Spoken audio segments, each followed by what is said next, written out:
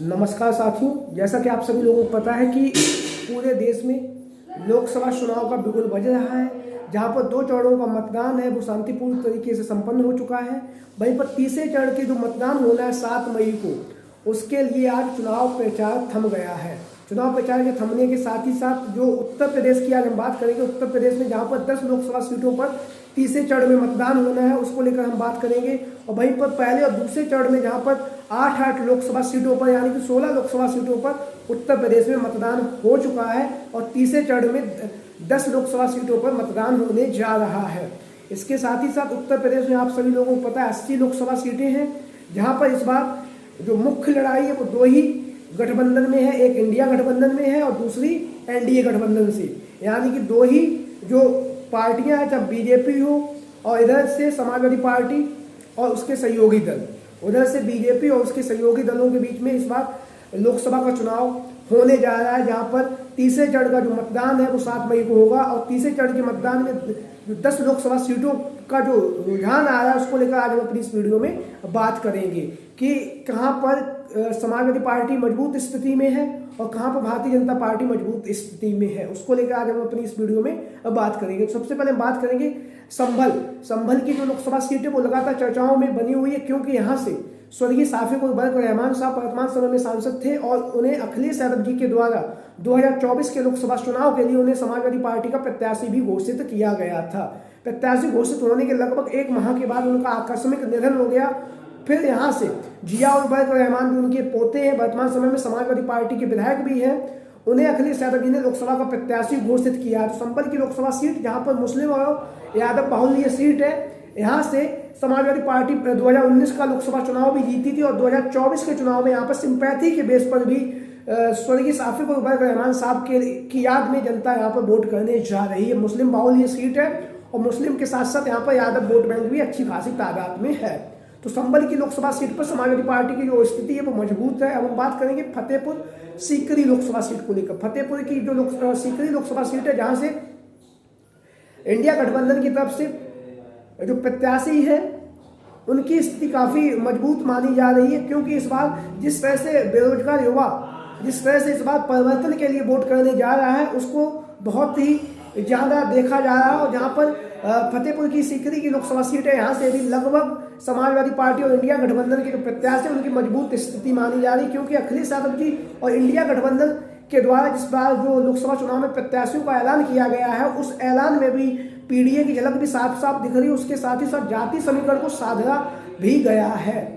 वहीं पर बात करेंगे आगरा की लोकसभा सीट, जहां से वर्तमान समय में भारतीय जनता पार्टी के कब्जे में ये सीट है। यहाँ से जो एसपी सिंह बघेल जी वर्तमान समय में सांसद है, लेकिन आगरा की जो लोकसभा सीट है यहाँ से अखिलेश यादव जी ने आज चुनावी जनसभा को संबोधित किया, लेकिन यहाँ की जो आगरा की लोकसभा सीट है ये बीजेपी के खाते में जाती हुई दिखाई दे रही है, क्योंकि एसपी सिंह बघेल बड़े नेता होने के साथ ही साथ लगातार वो अपने क्षेत्र में रह भी रहे। तो आगरा की लोकसभा सीट से यहाँ से बीजेपी के जीतने के चांस ज्यादा बन रहे हैं।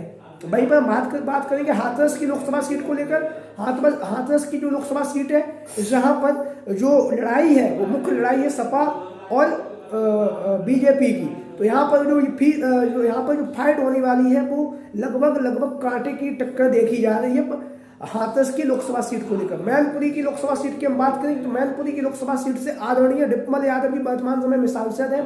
समाजवादी पार्टी का गढ़ होने के साथ ही साथ अखिलेश यादव जी का जो रोड शो कल हुआ था उसमें जिस तरह से विशाल जनसैलाब उमड़ा हुआ था उसको देखते हुए भी यहाँ से समाजवादी पार्टी एक बार फिर रिकॉर्ड मतों से जीतने जा रही है, क्योंकि डिम्पल यादव जी श्रद्धेय नेताजी मुलायम सिंह यादव जी की पुत्रवधू है। पुत्रवधू होने के साथ ही साथ मैनपुरी की जनता के बीच में वो लगातार जनसंपर्क भी उन्होंने किया है, घर घर जाके उन्होंने प्रचार किया है। इस बार जैसा कि उन्होंने 2022-23 में जब उपचुनाव हुआ था, उपचुनाव में जब डिम्पल यादव जी के द्वारा प्रचार किया गया था उसी अंदाज में उन्होंने इस बार भी प्रचार किया है। तो मैनपुरी की जो लोकसभा सीट है यहाँ से डिम्पल यादव जी रिकॉर्ड मतों से जीतने जा रही, जहाँ तक जो अभी तक का जो जाति समीकरण के हिसाब से देखा जा रहा है उस हिसाब के, क्योंकि यहाँ का जाति समीकरण यादव बाहुल्य सीट है। यादव के साथ साथ दूसरे नंबर पर शाक्य बाहुल्य भी है और शाक्यों की भी इस बार समाजवादी पार्टी में अधिक से अधिक संख्या में वोट करने जा रहे हैं। वहीं पर मुस्लिम समाज भी समाजवादी पार्टी को वोट करने जा रहा है और दलित समाज भी इंडिया गठबंधन के जो प्रत्याशी, क्योंकि हर वर्ग अभी वर्तमान समय में परेशान है। उस परेशानी को देखते हुए जहाँ पर युवाओं के द्वारा परिवर्तन की आवाज़ उठाई जा रही है, वहीं पर लगातार इंडिया गठबंधन के सपोर्ट में जो युवा है वो उतरे हुए भी हैं, जैसा कि आप लोगों ने बहुत सारे डिबेट के माध्यम से, बहुत सारे इंटरव्यू के माध्यम से आप लोगों ने देखा भी होगा। अब हम बात करेंगे फिरोजाबाद की लोकसभा सीट।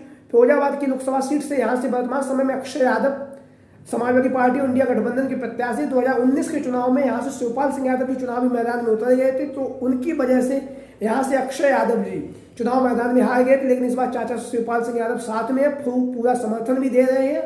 तो फिरोजाबाद की जो लोकसभा सीट है वहाँ से अक्षय यादव जी की जीतने की प्रबल संभावनाएं बन रही हैं। यादव बाहुल ये भी सीट है। वहीं पर बात करेंगे बदायूं की जो लोकसभा सीट है, यहाँ से स्वयं शिवपाल सिंह यादव जी के पुत्र आदित्य यादव चुनावी मैदान में है। चुनावी मैदान में होने के साथ साथ उन्होंने इस बार विशाल जनसैलाब में चुनावी जनसभाओं को भी संबोधित किया। वहीं पर घर घर जाके उन्होंने वोट मांगे। उनका सपोर्ट में चाचा शिवपाल सिंह यादव जी भी बदायूं में डटकर उन्होंने प्रचार प्रसार किया है। तो बदायूं की लोकसभा सीट यहाँ से समाजवादी पार्टी का गढ़ माना जाता रहा है, एक बार पुनः समाजवादी पार्टी के खाते में जाती हुई दिखाई दे रही है। हम बात करेंगे एटा की जो लोकसभा सीट है, यहाँ को लेकर जिस तरह से यहाँ पर जो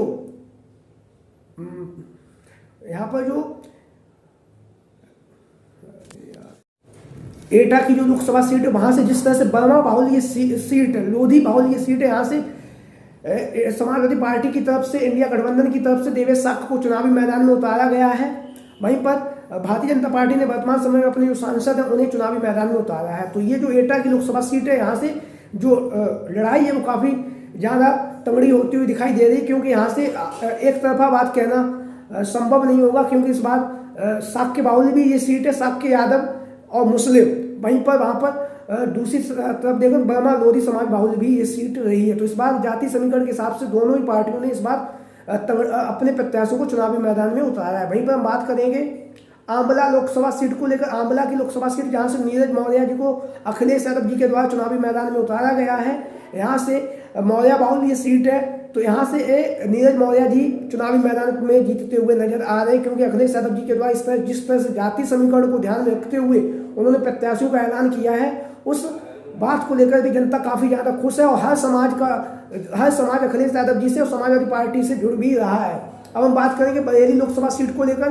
तो बरेली की जो लोकसभा सीट है, यहाँ से प्रवीण एरन को अखिलेश यादव जी के द्वारा प्रत्याशी घोषित किया गया है। और जिस तरह से बरेली की जो लोकसभा सीट है, यहाँ से जो भारतीय जनता पार्टी ने अपने जो सिटिंग सांसद थे उनका टिकट काट कर किसी अन्य प्रत्याशी को चुनावी मैदान में उतारा, उसका विरोध भी भारतीय जनता पार्टी के अंदर खाने देखा जा रहा है। तो ऐसी स्थिति में जहाँ पर बरेली की लोकसभा सीट है, जहाँ से मुस्लिम बाहुल ये सीट मानी जाती रही है, मुस्लिम बाहुल होने के साथ ही साथ यहाँ पर यादव वोट बैंक भी है, यादव वोट बैंक के साथ साथ अन्य जातियां भी पिछड़े वर्ग की बाहुल ये सीट है। तो ऐसी स्थिति में जहाँ पर अखिलेश यादव जी के द्वारा 2024 के चुनाव में जाति समीकरण का विशेष रूप से ध्यान रखा गया, उस ध्यान को रखने के साथ ही साथ अखिलेश यादव जी के द्वारा हर परिस्थिति में जिताऊ प्रत्याशियों को चुनावी मैदान में उतारा गया है। तो इन 10 लोकसभा सीटों को लेकर आप लोगों की क्या राय है और आप लोगों की क्या विचार, सभी साथी कमेंट बॉक्स के माध्यम से अपनी राय जरूर दें। मेरे अनुमान से 10 लोकसभा सीटों में कम से कम समाजवादी पार्टी 6 से 7 लोकसभा सीटें तीसरे चरण में जीतने जा रही है। अब आप लोगों की क्या राय, सभी साथी कमेंट बॉक्स के माध्यम से अपनी राय जरूर दें। जय हिंद, जय भारत।